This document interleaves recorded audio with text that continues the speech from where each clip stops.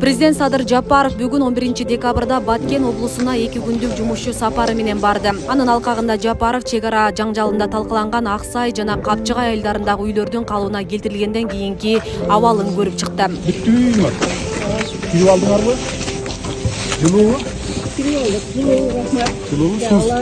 Susu var mı içinde?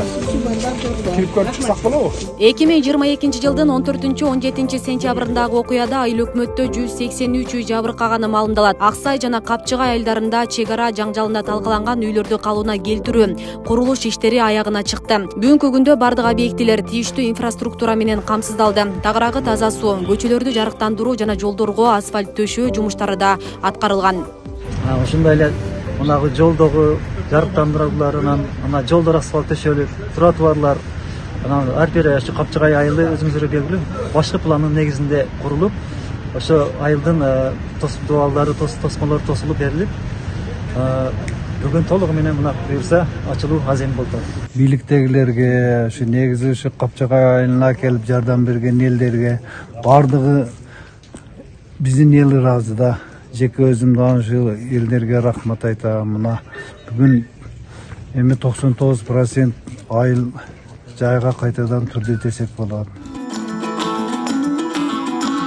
Мамлекет жалпы Баткен аймагын өнүктүрүүнүн артыкчылыктуу багыты катары кабыл алып, бир топ иштерди жасаганы бел байлаган. Агалайык Аксай айылында Ходжаев атындагы орто мектебинин имараты жаңыдан курулуп, бүгүн президент Садыр Жапаровдун катышуусунда пайдаланууга берилди. Мамлекет башчы өз кезегинде Баткен жергесинде орун алып жаткан жакшы саамалыктар менен кызуу куттуктады. Бүгүнкү күндө Лейлек жана Баткен районунун чек арадагы айылдары калыбына келтирилип, кадимки жай турмуш өкүм сүрүүдө. Жарактан чыккан 417 үйдү өз мөөнөтүндө сапаттуу кылып, бардык шарттар менен жаңыдан куруп, жабыркаган жарандарыбызды жаңы үйлөрүнө киргизе алдык. Мында бир эле турак жай эмес, бир топ социалдык объектилер, мектептер, бала бакчалар, административдик имараттар жана электр линиялары дагы жарактан чыккан болчу.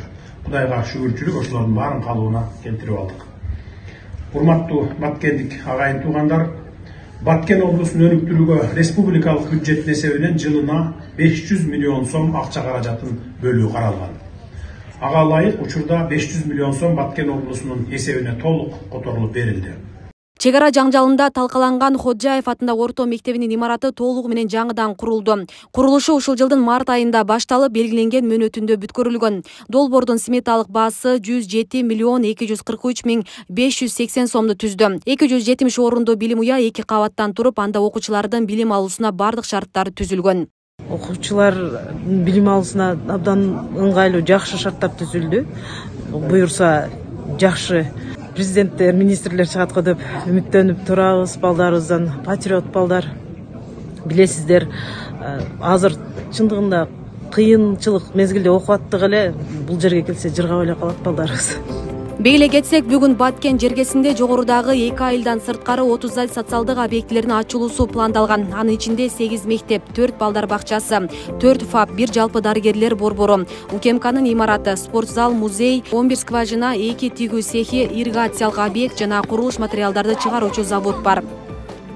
Асия Сыдыкова, Нургазы Жайнаков, Замирбек Тойчубаев, Регион телеканалы, Баткен.